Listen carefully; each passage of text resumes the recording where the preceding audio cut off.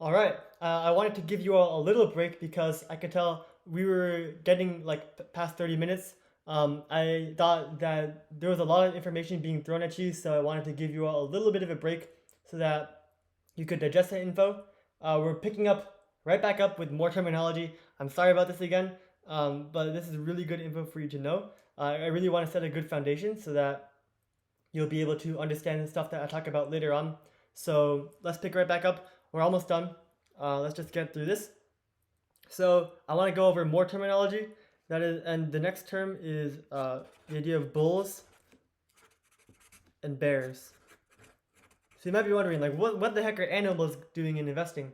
Uh, and what these are just two terms to describe if a stock's going up or down. So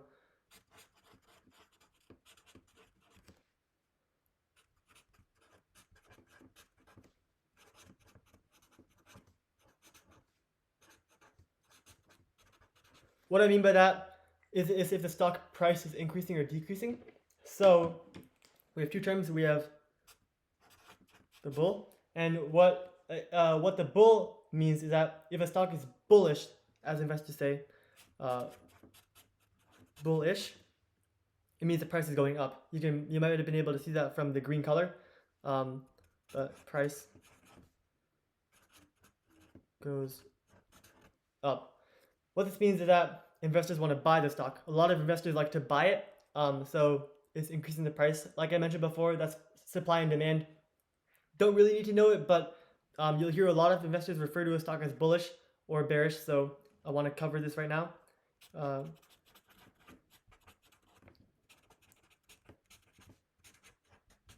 and a way you can remember this, I believe it's commonly believed to be like why it's called bull, is because I'll do my best to draw. I'm not a fantastic artist though, so I'll do my best because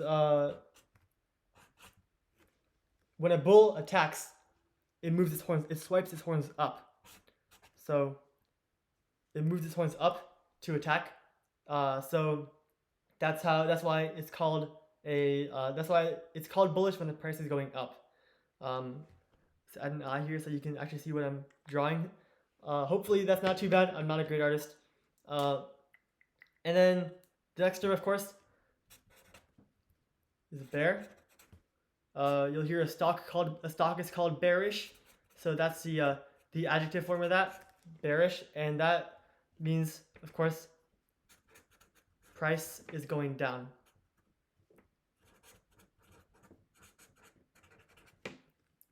Investors want to sell it.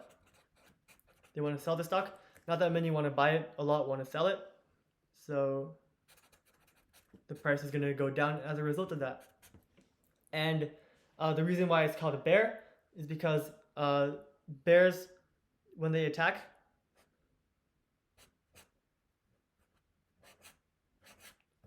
they swipe their paws down to attack.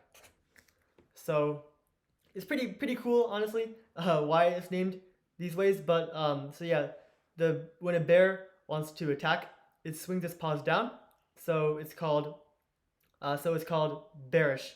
And then when a bull attacks, it swings its horns up. So that's why it's called bullish. So though you'll hear these terms very often when talking about stocks. Um, when we're talking about stocks, like if a stock's going down, you'll hear people say like bearish. If it's going up, you'll see people say bullish. So I don't want you to be like, well, what do those terms mean?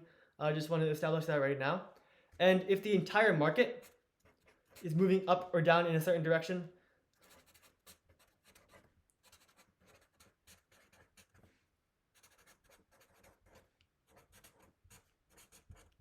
then it's called a bull or bear market, depending on which one it is.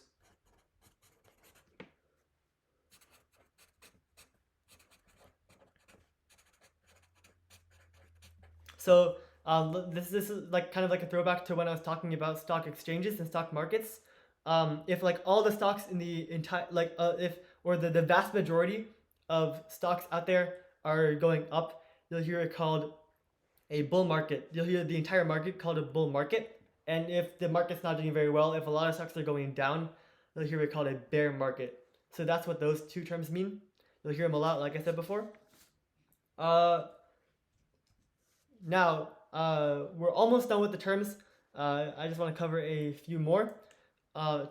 This is actually very important. I want to make sure that I want to really, really drill this in.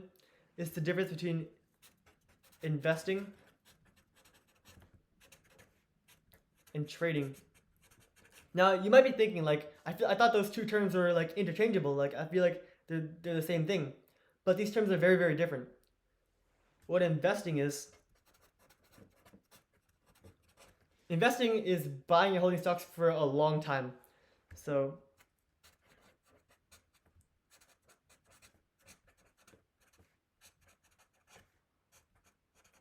by a long time, I'm talking like years or even decades.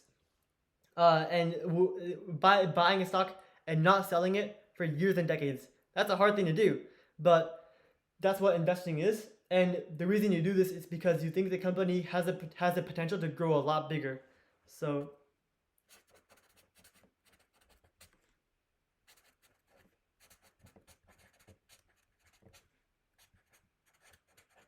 you think right now it may not be it may not be doing too well, but you think over the long term, it's going to grow a lot bigger and become much more successful. And the goal of investing is to earn a lot of profits over a long period of time. So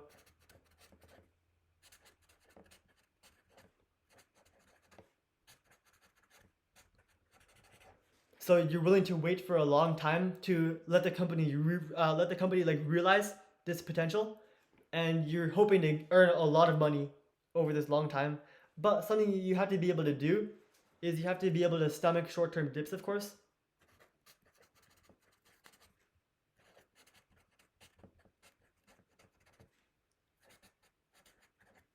If you think the company is going to be like doing very, very well in say 10 years, but it's not doing too well right now, you have to be able to like think like to have a lot of confidence in your own decision.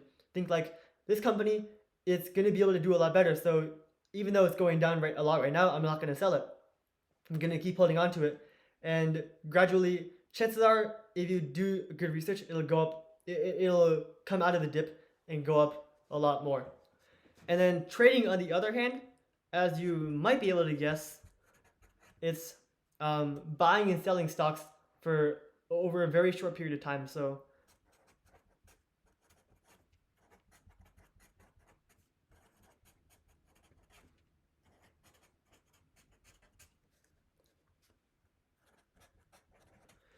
by shortly after, I'm talking months, weeks, maybe even days, holding onto a stock for just a few days. Some people even buy and sell stocks in a matter of hours. These people, we call them day traders because they never hold stocks for more than a day. Um, and what the goal what traders do is they see short term trends.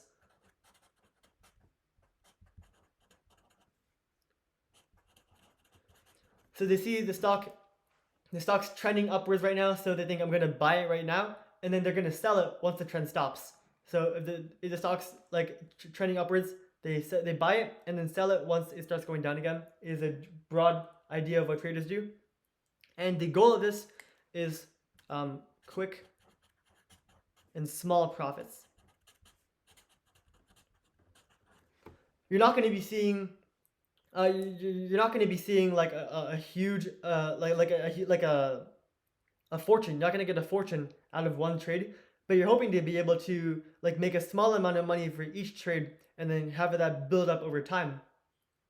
Now, what I want to talk about, this is the really, really important part. Which one of these is better? And the answer is investing. I really want to hammer this home. Investing over time returns much more money than trading does. The reason being is that for investing, you're doing a lot of research on a company. You think this company it looks really good. And we're going to talk about how to analyze a company much later on, how to decide if it's good or not. But after doing your research, you think, man, this company is very good. I think it can grow a lot, and then you buy it. and over time you're going to see it's going to grow a lot. However, for trading has no basis in how good the company actually is. It's solely reliant on the short-term trends on whether the stock's going up or going down. There's no basis in the actual like how good the company actually is, how strong it is, how long it can last. You don't care about that when you're trading. All you care about is it going to go up in the next couple of days or is it going to go down? And rightfully so. This sounds hard, doesn't it? If you make the wrong choice, then you could end up losing a significant amount of money by making the wrong choice for trading, because there's no in-depth research. It's just solely based on trends. So you could make a lot of money, but you can also lose a lot of money very easily when trading. But investing, you're making sure you put your due diligence and put in a lot of time to make sure the stock that you choose is really good, and you want to have confidence in it so that you feel confident that it can grow a lot over time. So that's why investing is so much better, because the company actually has a valid reason to grow a lot.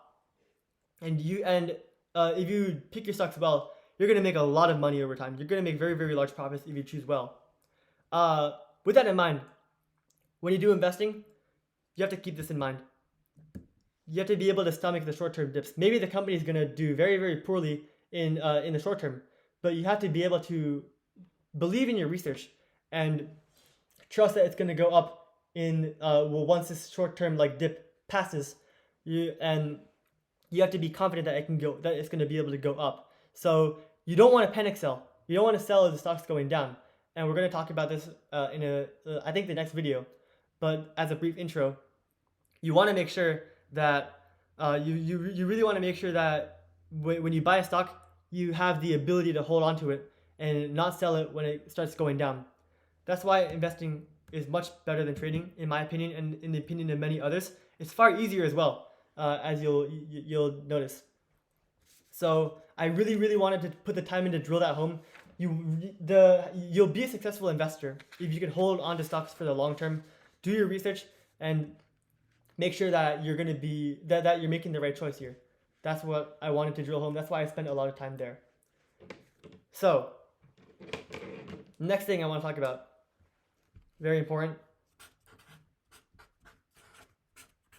risk. I talked about this in the last video. I want to bring it up here again just to drill it home. Stocks are risky. No two ways around that. If a company that you choose does poorly, you can lose a lot of money. And if we want to take this to an extreme, if the company goes bankrupt and vanishes, goes out of existence, you can lose all the money you invest. So you have to be very, very careful. Be very careful. You want to be very, very careful. And there are ways you can mitigate the risk.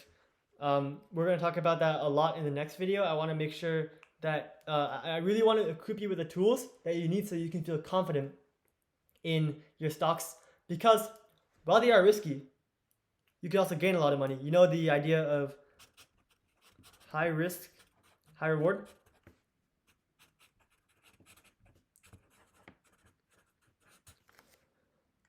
Stocks, as you may have seen from the last video, the 3 case studies I showed you, stocks can give you a lot of money, and they will give you a lot of money if you take proper care. So if you choose good stocks, do really, really good research, which I will show you how to do later in future videos. They can pay off very, very well. But that's a bit more in depth. I want to give you an overview in this video. But just know that I don't want to discourage you from investing just because they are risky, because you can mitigate a lot of that risk by being smart. And that's what I want to emphasize here. This should be one of our last things. We're getting into the last topic of the video. So bear with me for just a few more minutes. We're almost there. I want to talk about an index. Not an index card, but what an index is it measures the performance of multiple stocks.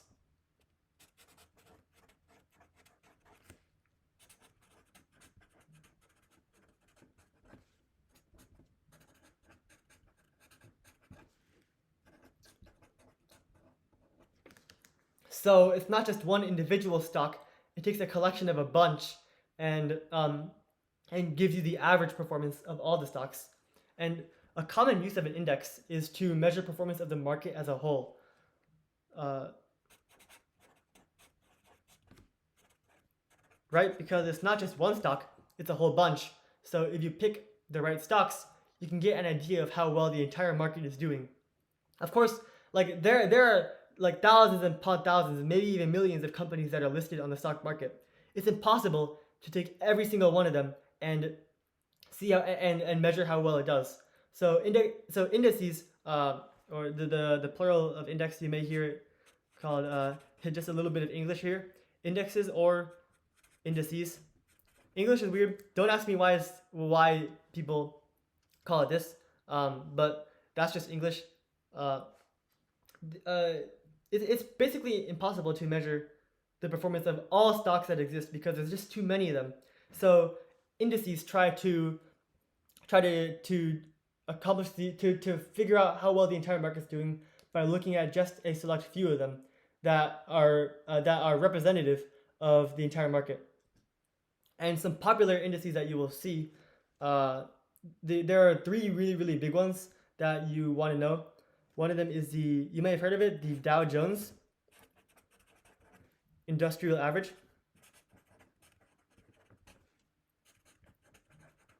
Most often you hear it called the Dow Jones or even just the Dow, and it measures the performance of 30 large companies.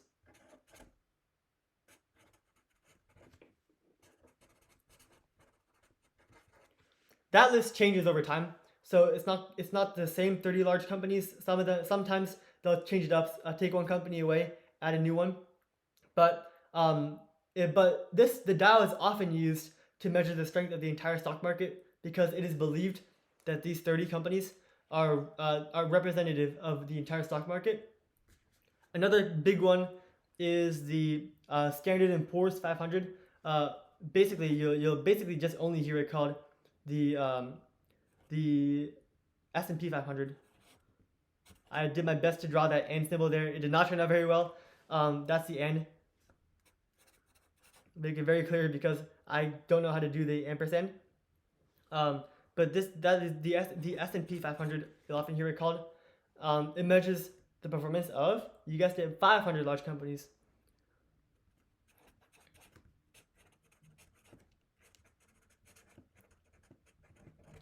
So it is clearly this is used very often to measure the performance of the stock market because it takes into account so many companies. 500 companies compared to 30, there's a massive difference. So you get a better picture of how well the entire market is doing as a whole, because it's believed that these 500 are representative of all companies in the stock market. And the final name you might recognize is called the Nasdaq. You may remember this is the second largest stock exchange in the United States, and the Nasdaq measures the performance of all the stocks listed on the Nasdaq Stock Exchange.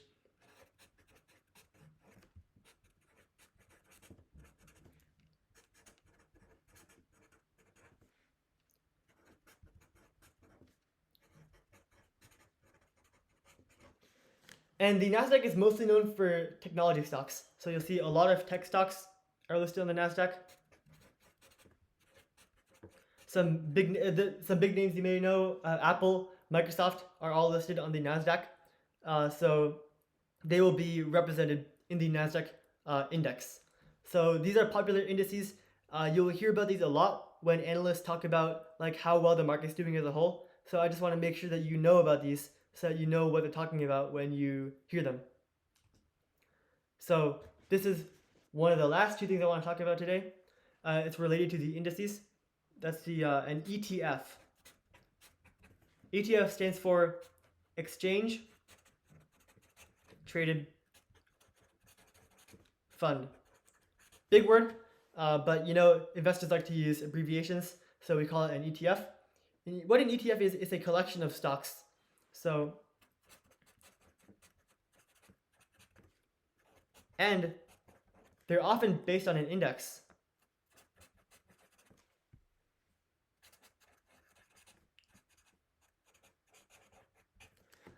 So this is so the ETF it follows the performance of the of an index. So it'll pick any index, oftentimes maybe like the Nasdaq or the S&P 500, and whenever the S&P 500 goes up, then the ETF will go, then the value of the ETF will go up as well.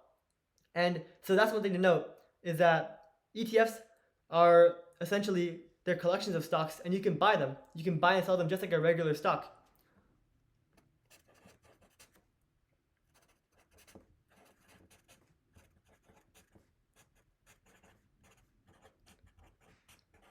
You can think about it as just one kind of purchase for a whole bunch of stocks, because it measures the performance of a whole bunch.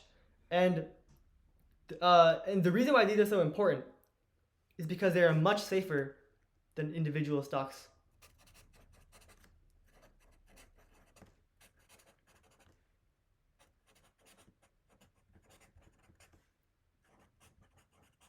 Think about it. If you have one individual stock, say Apple, let's look at Apple. If Apple goes up, you make money. If Apple goes down, you lose money. It's pretty simple. But for an ETF, let's say we have an ETF modeled after the S&P 500. So the S&P 500 measures 500 companies. So if one company goes, so say if one company in the S&P 500 does very poorly, say it goes down one day, there are 499 other companies to balance that out. So if one company does bad, it's very easily balanced out by many other companies. So you see, it's much safer, because if just a couple of companies do bad, then many others can balance that bad day out by going up. So they're so an ETF is much safer than an individual, because for an individual stock, you can't balance it out. It's just one stock. If it goes up, it goes up. If it goes down, it goes down. For an ETF, that's not the case, because there are so many others to balance it out. So one thing to note is that the ETF is a good choice for people without a lot of money.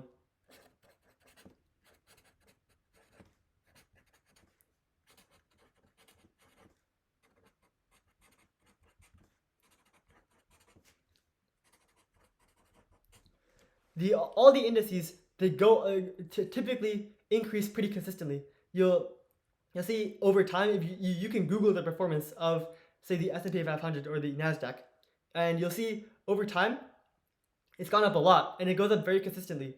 So if you buy an ETF, you're taking advantage of the massive return of the stock market without a lot of risk. So clearly, you're getting a good amount of return with not much risk, because of this idea, because of what I mentioned before about how about how an ETF is a lot safer than an individual stock. So it's a good choice for people without much money. By the way, I just want to go off on a little tangent. Is that all the stuff I talked about why an ETF is safer than an individual stock? That's a concept called diversification. I'll just put it down right here.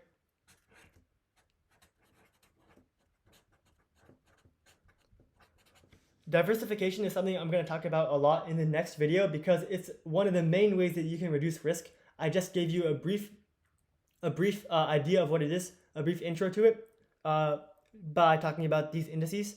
But this is huge. Be sure to pay attention in the next video. I'm going to talk about it a lot, and I think it's very important for you to know about how you can minimize risk. It's a really good way to do so. So be on the lookout for that. If you don't completely understand ETFs right now and why they're so safe, you will in the next video when I talk about diversification. And then finally, the last thing I want to talk about is a mutual fund.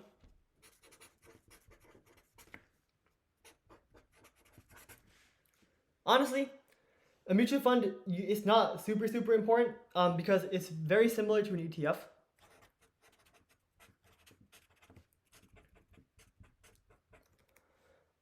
It's a collection of stocks.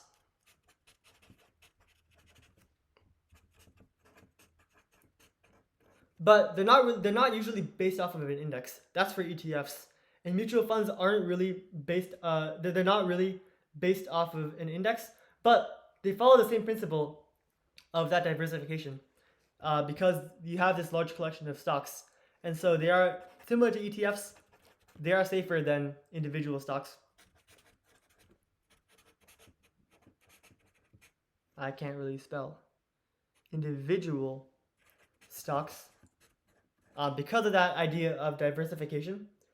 However, a major difference between the two is that mutual funds are not treated like regular stocks.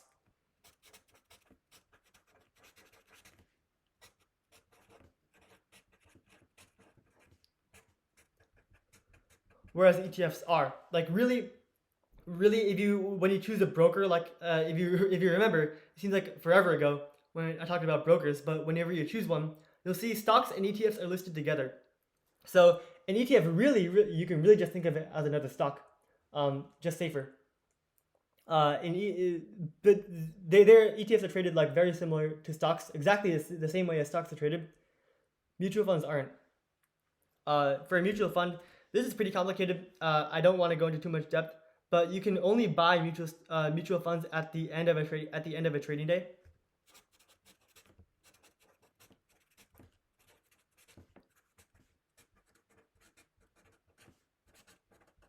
And they're typically harder to buy. It's not just a simple buy and sell like a stock or an ETF. It's more complicated to buy into a mutual fund than it is to buy into a stock or an ETF. I would not recommend buying into these simply because they're like a lot of hassle, and you can just buy an ETF. It's the same thing, just easier to buy, and it has the similar level of risk. So I just want to let you know what this mutual fund is, so that whenever you hear of it, you know what it is. Basically an ETF, but more difficult to purchase. It's traded differently, so there's a bit more. It's a bit more complicated in that manner. The reason why I wanted to talk about mutual funds is because they're often found in retirement funds.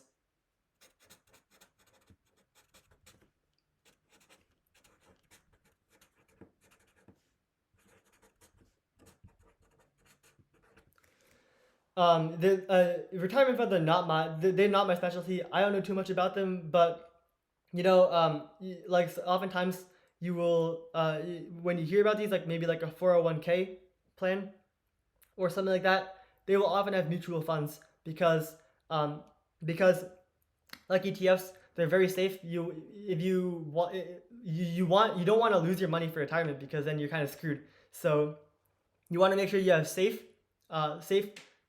purchases, safe assets in your retirement fund. So that's why you will often buy mutual funds to put in your retirement fund. But really, oftentimes if you're just trading, if you're just like buying stocks, then you won't usually have mutual funds in your portfolio. That's typically reserved for the retirement funds. I just want to make that clear. So that was the final concept that I wanted to talk about in this video. I just want to end this video with some websites that you can look at for more information. These are some really good websites that I like. Obviously, we have Yahoo Finance. I mentioned that before. Really good website. There's a really good one called Investopedia. Investopedia is really good. It's completely free, and it covers a very, very wide range of topics in investing, and it explains them pretty clearly. However, one thing to note is that the Investopedia, the way they explain it is a little bit complicated. The way they explain concepts, it's a little bit like on a higher level. So be wary when you look at it. You might not understand it outright, and you may have to do a bit more digging, because their wording, the language that they use is a little bit more complicated than what you might be used to. But it's really good. There's a very, very wide range of topics, and I use it all the time whenever I want to learn something new. So it's very, very good. There's also the Motley Fool is a good one. They have content that you have to pay for, but there's also a lot of good free articles. And also, the Motley Fool typically, like every day, it releases new articles about current events in investing. So it's a good place to find current events. But like I said before, you do have to pay for some content, so be aware of that. There's another one called NerdWallet.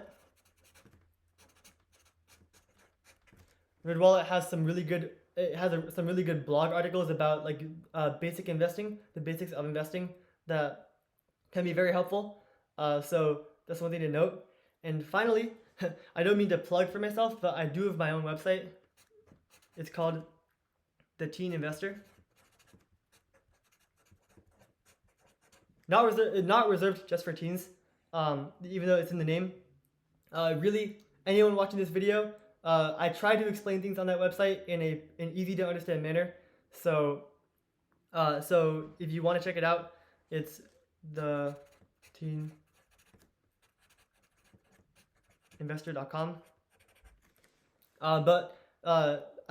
This video is not meant to be a plug for this. It's not meant to be a plug for my own website. All these websites are very, very good. I highly recommend them. Yahoo Finance in particular and Investopedia are great. I just wanted to mention that I do have my own website. If you want to take a look at it, you can look at it here. I try to explain things very clearly. So clearly and simply. So there's that. I just want to have that option for you. So you can look into any of those for any additional information. So that is Intro to Stocks. I know I threw a lot of information at you today, so do not fear, do not fret if you didn't get all of it. I really wanted to just take a video to cover a wide swath of information that is good to know, really good to know to establish a good base for you to begin your investing journey. All the information I covered in this video is really good for you to know. So I know it seems like a lot, but I really wanted to set a good foundation for you and make sure that you know these important terms. So I'm sorry if it was very like long-winded and boring. I had a feeling that it might be like that. Hopefully you were able to stay awake for a good portion of it, at least to get some good information out of it. If you walked out with one thing, that would be really good. Hopefully the next video will be a bit more interesting. We're going to be talking about some more strategies in buying stocks, so I think it'll be more interesting. Not going to be as many like defining terms, more about like what more it's kind of like more action stuff, like what you can actually do. So I think that'll be more interesting. But hopefully this video was clear. Hopefully you learned something about stocks, especially if you didn't know anything about them before. I just wanted to give you a good foundation there. So thank you for watching. I know this is a long 2 videos, but I appreciate it. So have a good day. See you in the next video.